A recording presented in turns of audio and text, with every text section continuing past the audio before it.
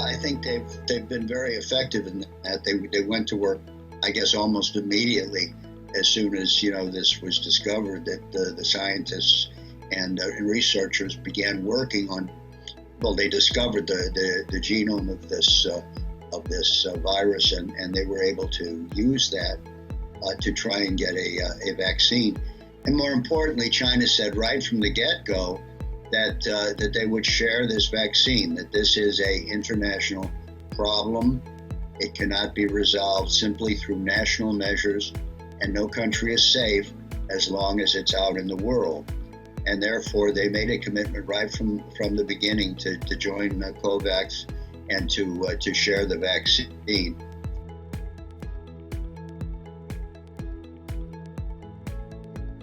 Well, this is absolutely the rational thing to do. I'm sorry we don't do this as a priority here, because these are the people who have to be out as this virus is spreading. They cannot quarantine.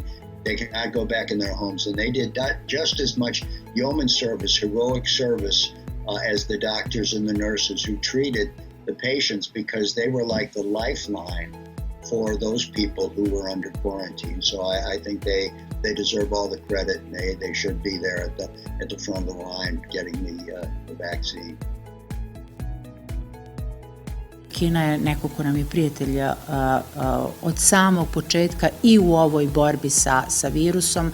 Znamo koliko je od ogromnog značaja i psihološkog i materijalnog i stručnog bio i dolazak kolega iz Kine i svu opremu koju smo dobijali od vas i testove i sada kada je u pitanju vakcinacija, jer upravo masovna vakcinacija je moguća zahvaljujući tih prvih 1 milion doza vakcina koje smo dobili iz Kine, i to je nešto što nam daje veliku snagu i gde sve jasnije vidimo svetlost na kraju tunela zahvaljujući toj količini vakcina koje imamo.